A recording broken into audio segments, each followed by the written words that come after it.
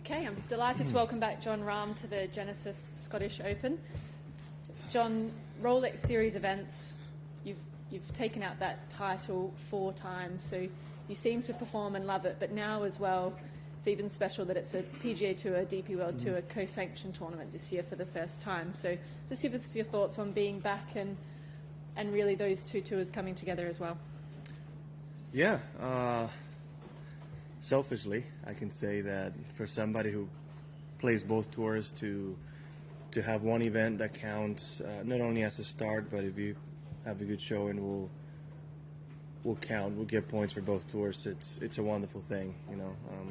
It's been times where you come over, you play good in Europe, and doesn't really reflect on the FedEx Cup, obviously, and vice versa, right? So to have one event to count for both for players like me and Europeans that live in the States it's a huge help, and I think it's a wonderful thing for the game of golf. You know, you get a more mix of players that maybe wouldn't come to this event to come and see this beautiful course and the great summer days of Scotland. So just at this point, looking forward to it and looking forward to get started. Sure. I think we'll go straight to the floor with questions. So does anyone want to kick us off first and go at the back? Yeah, Jon, you've won everywhere in the world. Spain, Ireland, America, obviously. What do you think it is about your game that travels so well? I've been asked this question a couple times, and I can't tell you just one thing. In one word, I would say is it's consistency. Consistency on the swing, consistency in the way I do things, I would say. I have a rather simple swing that allows me to pretty much play my game anywhere I go. And you know, when you hit it as well as I have of the tee over the last 5 years, you know, any golf course can be approachable. So I would say that. In one word, I would say consistency. But I am a firm believer. You know, you hear nowadays that, oh, this golf course doesn't fit for this player, or you know, you hear a sentence like that a lot. And our job as players is to be adaptable.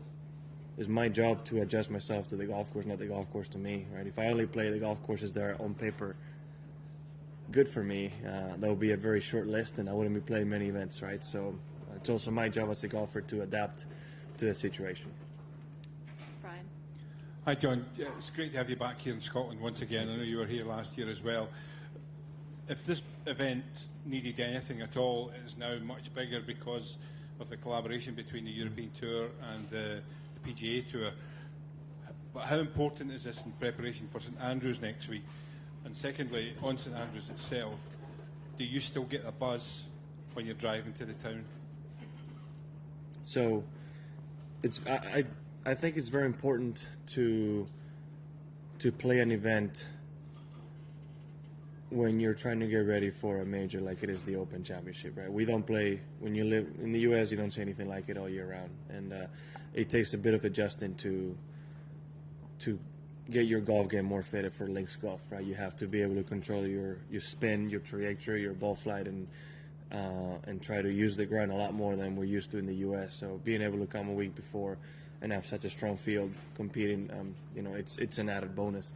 Now with St Andrews, yeah, I've dreamed of playing an Open at the old course. It's a dream, I believe, of every golfer, especially for a European golfer. And to be the 150th edition, it's something that's very, very significant. And I can't really tell you how many times I've been shown and I've been told and I've seen the images of Seve celebrating his winning putt.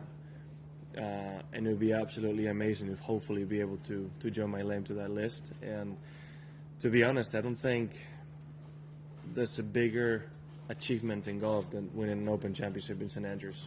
I think it's as big as it gets. Martin. Jon, you had a top 10 finish here last year, but I think going into the last round you maybe had your sights on something better than that because you were only a couple of shots off the lead. Could you just talk about the week in general and just what you feel you can get again from this week going into the Open? Yeah, it's always good to play solid golf on a links course before you go to obviously to the Open Championship, right? It gave me quite a bit of confidence knowing that my game is ready to basically take on whatever St George's had ready for us. It wasn't my best weekend. I remember starting really hot on Friday morning. I think I was 7 under through 10 holes and ended at 6 under par, I believe. So I did have it going. I just didn't have my best weekend and definitely didn't have my best Sunday. But that's golf.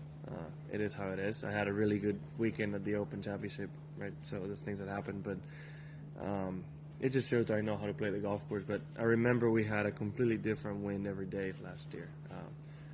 So we'll see. If we have the wind we have right now, it's going to be a very different golf course to what we play. So we'll see how the weather is, and we'll see what I can do. But I think Phil Mickelson's shown that you can take a lot of confidence from playing a similar event the week before, since he's won a tournament before a major and then won a major a couple times. Alex? Yeah, John, when was it that you learned that you didn't have to be perfect to win? Long time ago. Long time ago. I wasn't a good ball striker, even remotely good to a good ball striker, till almost my junior year in college. So my whole life I knew I would describe myself more as a competitor, right? To where you go to the course with what you have, and you have to try to shoot the lowest score you can, period. I'm not maybe the most Spanish thing I can say about golf, but that's the truth. And that's how I grew up. And a lot of times as a junior player, my short game got me out of a lot of trouble. But that's the life of a golfer, right? You're not always going to feel your best, and the trick is to, on those days you're not feeling your best, somehow try to post an under par round.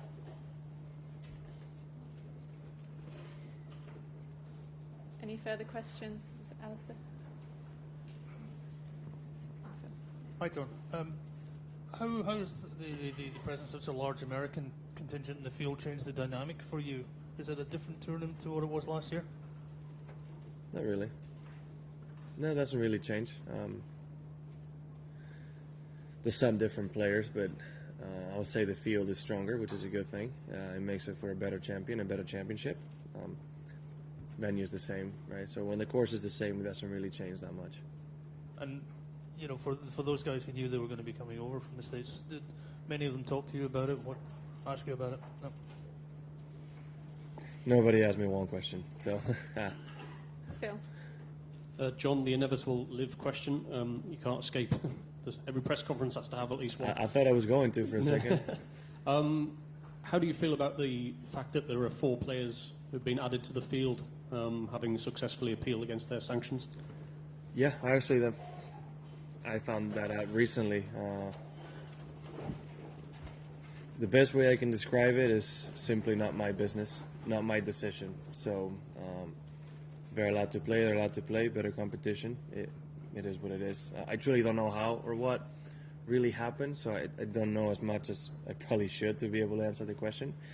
But again, I think what's important is that we have a great championship ahead, and I wouldn't let golf politics really dictate how good of a tournament this really is. The attitude from sort of Rory and Billy Horschel, who was in here yesterday, seems to be that... I haven't seen what they've said. I really don't know much about it. So I'm just about to tell you. That's good. Oh, sorry.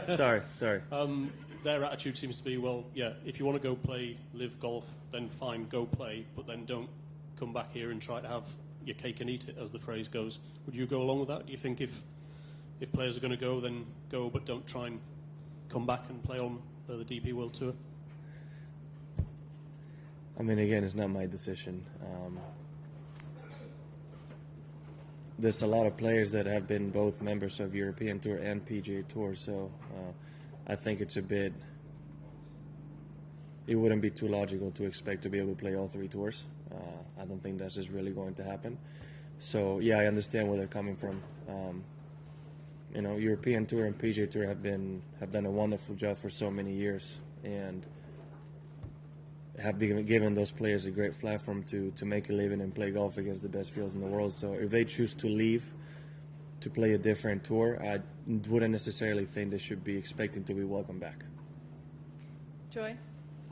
John, I'm from Dubai, and I know that you're sick and tired of coming and winning in Dubai, and not coming for the last couple of years. Is that going to change soon, or what will make you change your decision to come? Well, 1 year was COVID. I was not going to risk anything for that. And truthfully, Dubai is a tournament that I really love. My performance there has been great. Last year, I just physically and mentally I needed the break. We were new parents to where I played so much golf that I wasn't able to exercise that role as a dad. And after the Ryder Cup and not seeing my child for a whole week that time and going to Spain afterwards and not seeing them for 2 weeks, I just wanted to be home. And it got to a point where I'm really sorry for DP World, but spending an extra week with my family at home was more important. That was the main reason. But unless something happens, I do plan on going to Dubai this year. That if I qualify, I don't even know if I'm in the top 60 right now. But if I'm in, I'll be glad to go and play. Can we go to Alex and then we'll go to Doug? John, I'm sure you're familiar with the expansion of the strategic alliance between the PGA Tour and the DP World Tour. Could you explain to me from a PGA Tour standpoint what the benefit is to the PGA Tour by doing this? What the benefit of the PGA Tour is? Sorry, just with the wind, I didn't really hear you. What's the benefit? Yeah, of the yeah, okay. Tour players? I think it's more playing opportunities in that sense, right? If it's a player that, this is a perfect example of it. If it's a PGA Tour player that was also at the Open that wanted to play this week, now it's a clear path. I think this is the beginning of hopefully more than one that is a co-sanctioned event and giving players a chance to come to Europe and play more golf and almost having a more broad golf game or broad career, right? There is some wonderful events and wonderful venues here in Europe, and I do think a lot of, without speaking to most of the players about it, I do think a lot of them would love to come and have a chance to play. And some venues are really attractive, right? I mean, being able to go play in Italy, in Rome, maybe make it a vacation at the same time seems pretty good to me. I wouldn't be surprised if I'm the one doing that in the near future. And yeah, like I said, I do see also what you're asking. Obviously, a lot of European Tour players are going to have a more clear path to the PGA Tour, which is what also a lot of them want to do, right? You do have some great events as well there. So I think it's the best of both, right? It's going to be easier for each one to be able to basically transfer if you want to play on one tour or the other. Just want to follow up. Yeah, and then we'll finish off with Doug. So kind of as you're explaining it, do you foresee at some point that the two tours will be one day? I have no idea. I don't think it'll be one. I don't know. But I do think that we'll end up with a number of events where we'll count for both tours, right? It'll, like I said, be more opportunities. I don't know exactly if that will be. I don't know. That's a question for Jay and Keith Pelly. I can't really tell you what's in their minds, but if we could possibly end up with such thing where maybe under some scenario this one tour, I think it would be amazing, right? I mean, one of the beautiful things about the game of golf is that it takes us to some beautiful locations in the world, and if a bigger United Tour is what it takes for us to be able to share this great game and for us to be able to visit some places that we never would, I mean, I wouldn't be opposed to it. Okay, we're going to finish with Doug, please. John, I'm going to assume that in the Opens you've played, you've been caught on the wrong side of the draw. I can't really hear you right now. I'm sorry. The wind is... I didn't say anything important. Don't worry about it. In the Opens you've played, I'm sure you've been caught on the wrong side of the draw from time to time. Probably, yeah. Is that difficult to, attitude-wise, to deal with? I mean, you've talked about understanding you're going to get bad breaks in a U.S. Open or whatever. Is it more difficult at an Open than it is other places? I think you really expect it when you come here. I can't remember in any of my Opens having a clear-cut, massive difference between the waves. I think it was one year in Muirfield, was it 02, where one of the waves had a massive storm come through and they played through it. Birkdale in 08, was it, where there was a big difference. Funny enough, Patrick Harrington came out of the bad draw and won. Justin Thomas this year at Southern Hills came out of the bad wave and won. So it's just golf. I mean, that's the best way to explain it. It's golf. It happens.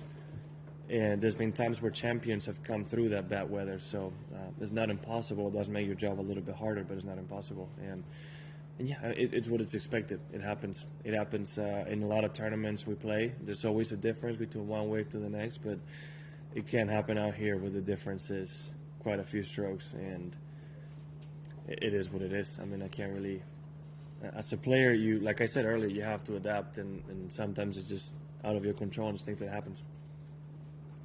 And on that, John, thank you very much for your time this Thank you. week.